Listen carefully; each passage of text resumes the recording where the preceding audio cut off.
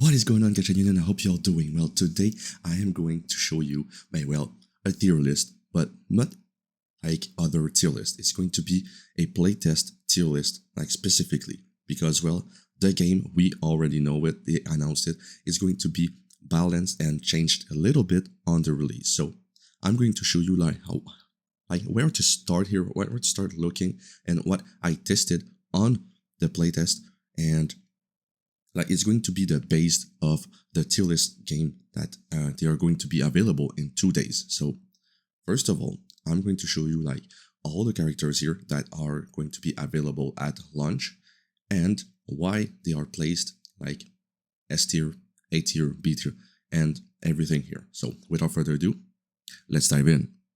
So first of all, the first character we have here is Amir. Amir, unfortunately, on the playtest wasn't really good.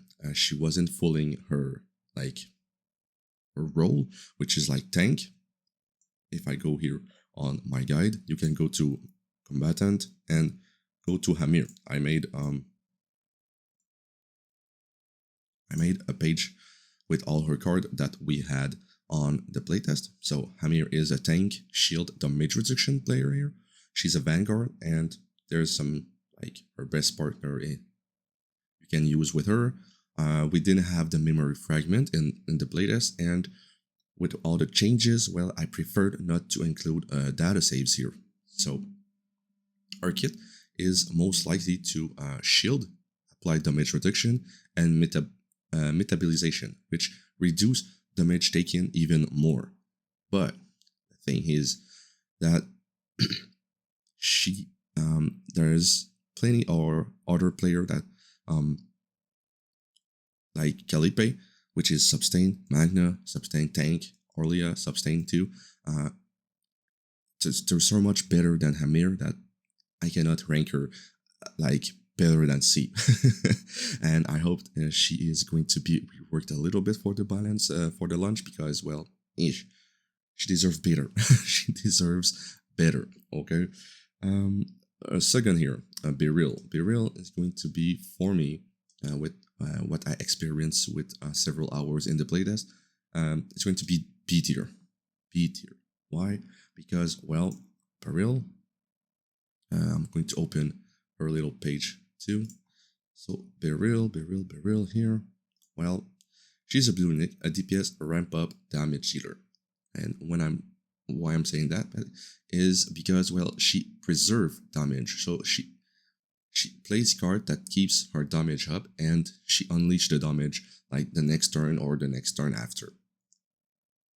So best partner is Soldia, and best team for me was Beryl, Magna, Orlea, because those ones ramp her damage faster. That's it. She's a damage dealer. You have to set up. You have to have a good setup in order for her to really shine as your main DPS. That's why she is ranked only B. You have to have a really nice setup for her. So that's why she's B. Cassius. Cassius is, I'm going to say A or B, because this guy is a jack of all trade. The thing he do is actually make you draw cards. So yeah, if your character don't synergy with drawing cards, he's not good. He's not that good. So you can go back here. But if you are playing with character that needs to actually draw cards, like maybe Renoa and other stuff like that, like Luke, something, he can be good actually, but he's going to be B plus, B plus tier. Okay, so let's go to Cassius here. So this guy have a lot of cards, and he have quests. So when you use 3 cards with cost 0, create a 0 triple. So 0 triple is those ones under that. So he is going to make you draw a lot of cards. He's doing a little bit of damage, but main goal for him is to draw cards. So yeah, that's why I am putting him on B plus, B plus, because he can be useful. Hugo here, he is He's a really nice damage dealer, single damage dealer. Easy is either S or A plus for me on the playtest. I'm going to put it on S because, well, he can deal massive damage and have a little bit of extra damage, and his design is really nice as well. So Hugo, here I'm going to show you what is going on with Hugo. Well, he is an extra attack support, but he can be your main DPS as well. So the best team is going to be like Hugo, Nia, Tressa, because they will grant extra damage, like extra damage. That's it. And best partner is going to be Tina for him. So this guy actually does damage by throwing that dagger, but it like is all set here is for the hunt commands. So he's going to do extra attacks. So follow-ups attacks for Ethereal Restart or dual attack for Epic 7 here. So yeah, this guy is going to deal extra damage on like a bunch of his cards, and he does actually shields. So pretty decent, like pretty decent single target DPS here. Kayron is either S tier, A tier, tier because, well, he have a lot of potential of dealing AoE damage and single damage. I'm going to put in him here. Kayron is actually really decent for DPS. DPS is on top tier. So Kayron, well, he does this. You have like this void mechanics, which you have to like draw cards, exhaust cards, and the more you have exhausted cards or banished cards in his deck, well, the more damage he will do. So he is pretty awesome with that. And his AoE damage, like this one here, which costs a lot. This one here, the Print of Annihilation. This one is really powerful. He clears the wave instantly, just like that. And if you have this Echo of Futility, which is this card here, with the X, well, deal damage to all enemy 200% with X2, Void X2. Like, this guy does a lot of damage. The DPS, main DPS here, really good. So expect him to be a top pick for the reroll. Khalipe for the playtest was S tier. We heard, they announced it a little bit, the devs here. She's going to be balanced a little bit more because she was really too good. So for the playtest, she was S. On the release, she's going to be probably be A, or even still be S. We don't know how her kit is changing, but she was here, if not S plus. Okay, she was really good. And why am I saying that? It is, well, because our girl Khalipe here, like, she is a tank, but she deals massive amount of damage, like AoE DPS straight up, man. She cleared every single thing with her vulture, and it was incredible. With massive amount of shield, and, well, you had her and you could like almost win the beta and win the playtest. She was that good. She was the girl to go. And one of the great team I had with her was Khalipe, Magna, and Mika. Those one, Mika bringing some AP regeneration, so she can spam her high cost card to deal massive amount of damage. Especially this one, Vulture Ejection, deal damage to all enemy based on her defense, and she has a lot of defense. So yeah, really good character, and her character design is like one of the best of the game so far. Lucas is going to be, for me, B tier for his main role, which is DPS. He is good but not incredible. And what I mean by that is because, well, he is a bullet regenerator, and you have to do deal damage with his RPG and stuff. But the thing is that you have to really focus on like a team with like with him in order to really shine because he is like a drop off of his team is a brother team which is Luke.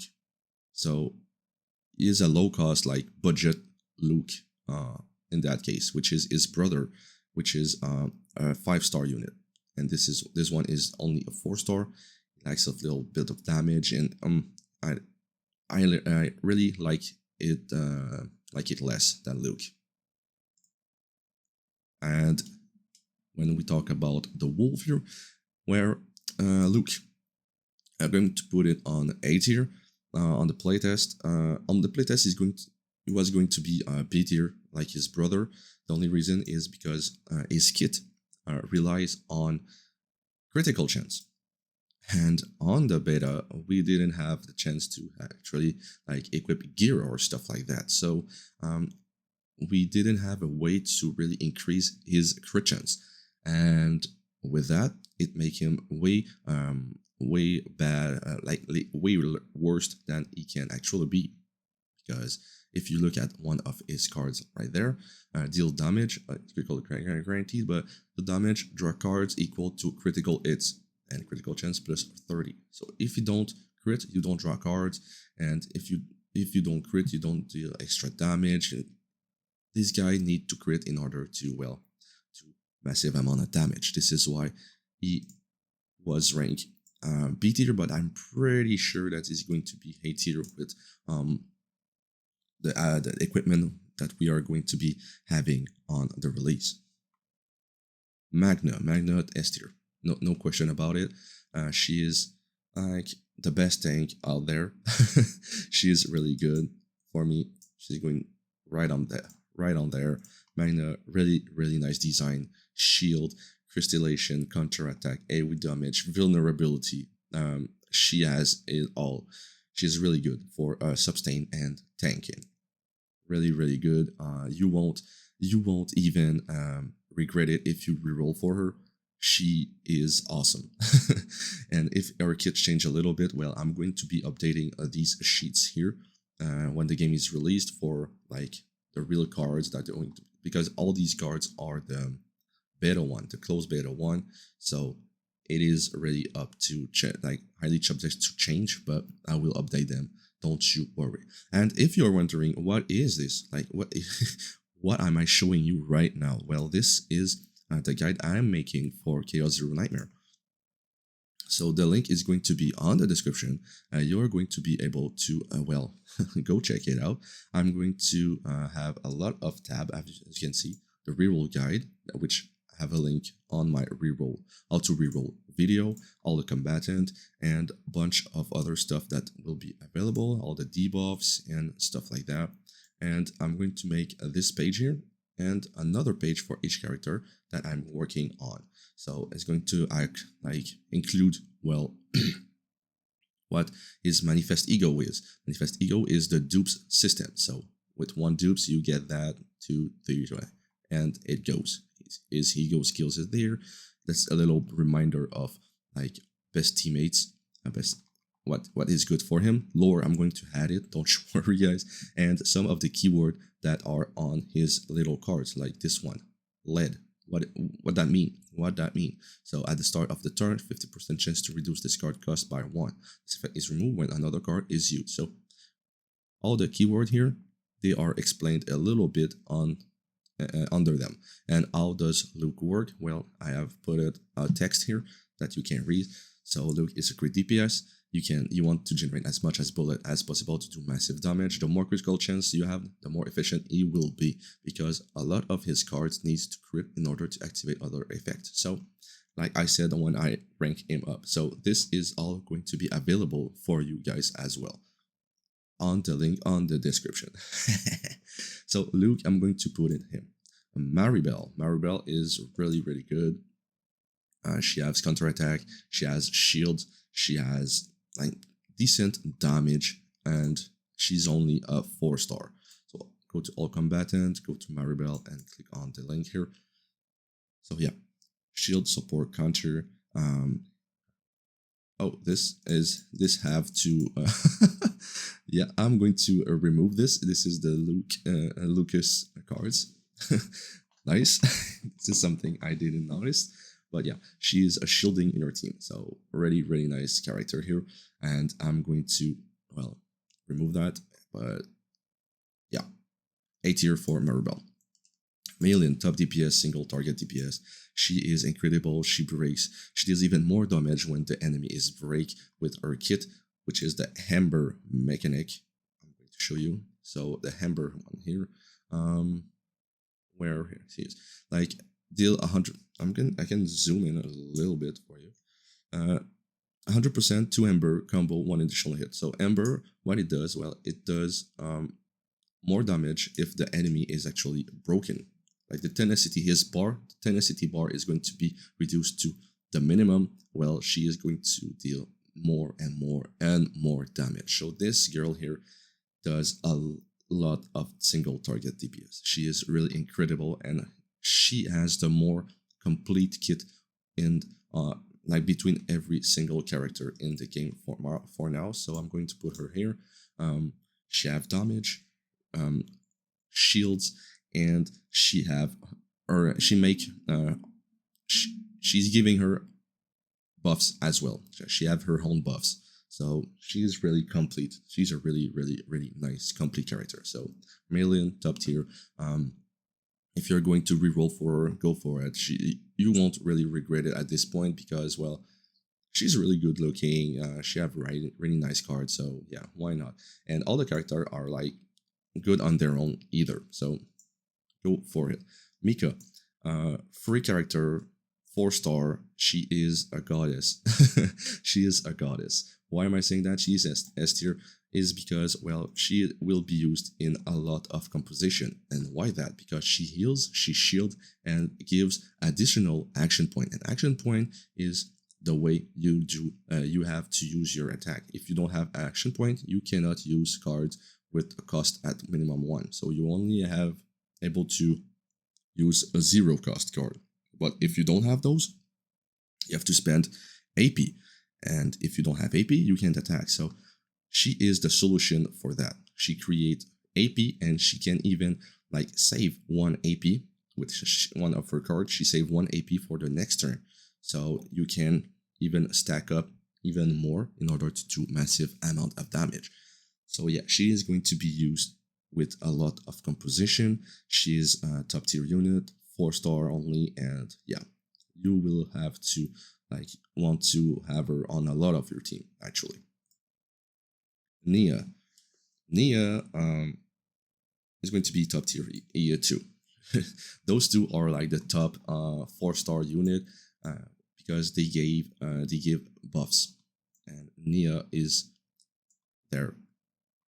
She heals, does damage, but she actually increase extra attack damage, and she gives moral. Moral is the like attack buff that Kayron had, and well, she actually one of her cards actually like make you do an extra attack with one of your character. Like this one here, activate extra attack on 2 random cards from the graveyard. So you just do extra attack, and she boosts extra attack damage as well. So she is really powerful with the moral that can stack up to 5, I think. Let me check here. Yeah, moral can stack up to 5 in order to have 100% more damage. This is really good. So Nia here, really nice to have. So this is why she is ranked S tier. Orlea, S tier 2. Orlea, she is really good for sustain damage and healing here. The more you stick with her card, the more devastating they are. So how does she work? Well, she have these little like summons or creation that they call her. So you have the Toffee. Toffee will shield and retain some heal. Swifty deal damage, right, and preserve some. Even she have even more damage, and Softy will increase the damage dealt. So the more you rank up, the more you have these cards in your hand, the longer you have them, the longer they will going to be evolving, and you will have massive amount of damage. And Noel, our partner, her card here, actually is the best on hand because well she hemp up Orlea kit entirely. So yeah, if you have Orlea and Noel for her partner, she is going to shine. She is really nice. Either you can even DPS with her. She's a good support, and yeah, this is why she is ranked S tier. Her Owen. Owen, yeah, he is a DPS. I'm going to put him here because well, a lot of DPS are here, and he will not really shine for DPS. This guy is pretty normal. Like he does AoE damage, single target damage, shield, and that's about it. Nothing else. Single AoE shield. He's not that good, but can really work well with if you can draw him a lot of cards because he have a mechanic that with some dupes, if you draw us like wind charge cards, well he does AoE damage to everyone. So you have to like really synergize your character here with your cards. But for me, Owen was right there. Ray right there too. She is good. She's like a support one, but she gives 1 AP attack buff. I can put her because a lot of character actually use 1 AP attack cards. With all the bullet generator like Renoa, Lucas, bunch of units like that, when they have 1 AP attack, well, she is going to buff those cards. So she's she's really good actually. So Ray, controller here, boom, A tier. Renoa is going to be she's kind of hard to play. I'm going to put her on A tier. Renoa, our design is like kind of the main character here in the game, but our design is really good. I really like her, but you have to really synergize with your team here. So Renoa, Ray, Mika, best team. I don't know. Renoa maybe with Cassius, and there's a lot of possibility here. I can like rename it for best teammate, remove Renoa and put Cassius instead, and she can have a lot of teammate that can really help her because you want to use this dirge bullet here. Dirge bullet is like her way to go. The more she have in her hand, the more damage she will do. And her ultimate, if you draw a lot of these, with Janet here, she does massive amount of damage, like massive. Okay, but yeah, you have to have a really good setup for her to shine. So that's why she is only put on A tier. Ren for the playtest is going to be B, but I'm pretty sure that they are going to buffer a little bit, balance her a little bit in order her to get on A at least. She is a really nice single target DPS, but yeah, we had some difficulty on the playtest to actually play with her stance. That she wasn't able to keep one stance and stuff like that. So if you're not in a stance, you cannot follow up attack because she is kind of hard to really get your hand into it. So that's why she is not kind of beginner friendly. That's why I'm putting her A minus. She's not beginner friendly at all. Selena, really good. She can be your DPS if you want. She deals damage. She marks the enemy, so the enemy to show you the debuffs. Mark when using an attack card, do an extra attack and deal extra tenacity damage. So do extra attack and this extra attack deal extra tenacity damage. Tenacity is the bar under the enemy HP, which is when it's completely depleted, they are braked and you do more damage. So that's how she works. So she deals damage, she marks the enemy, and she is really good paired with Nia. with increased extra attack, and Tressa, which have other extra attack as well and deals agony. So yeah, Tressa, I really liked her paired with Hugo and Nia. She was really good, and she applies a debuff like specific to kind of her, which is agony. Agony is a dot. I'm going to show you here. Is a dot here that deals damage equal to 50% of. We actually don't know, but it says 50%. That's it, but we don't know what it scales, but it's a dot. So with this game, you have like you can actually pre-see what the damage is going to be. So with the agony, you can see how damage you're going to deal on the enemy next turn. So are they going to die from the poison? Yeah, well, you're going to see. But with this team here, she really shines. She have a lot of extra attack with her dagger that don't cost really a lot of AP, especially the normal shadow daggers. She have this kind of cards here that create 2 shadow daggers. This card create 4 the shadow daggers. So each time she like attack with shadow daggers, she apply 2 agony. If you create 4, she will apply 8 agony, and this deals a massive amount of damage on enemy's turn. So this is why I am putting her on A tier. Veronica, A tier 2. She can be really good, but you have to like keep her alive. You have to have a good setup for her as well in order for her to really shine if it's your only DPS. This is why I'm putting her with Mei Lin as her best partner. Mei Lin is going to be your main DPS in this team. Veronica is going to support, and Selena is going to support Mei Lin as well. So this is going to be a massive. This is a really high DPS team right there. They do really well. Those 3 together shines really well, especially if you go through enemies that are actually fire here. Well, you're going to like go straight into the boss fight because they are going to destroy everything.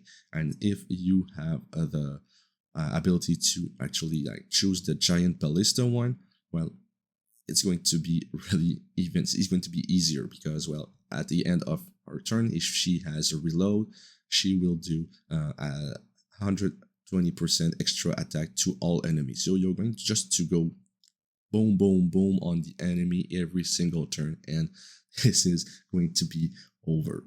So this is the tier list. Like for me, the playtest tier list that we had on Chaos Zero Nightmare. So if this helped you, well, show you who to pick on your reroll on your journey on Chaos Zero Nightmare, what some of the character does actually, well, hit the like button right now, subscribe for more Chaos Zero Nightmare. And as for me, well, I'm going to see you on the next video.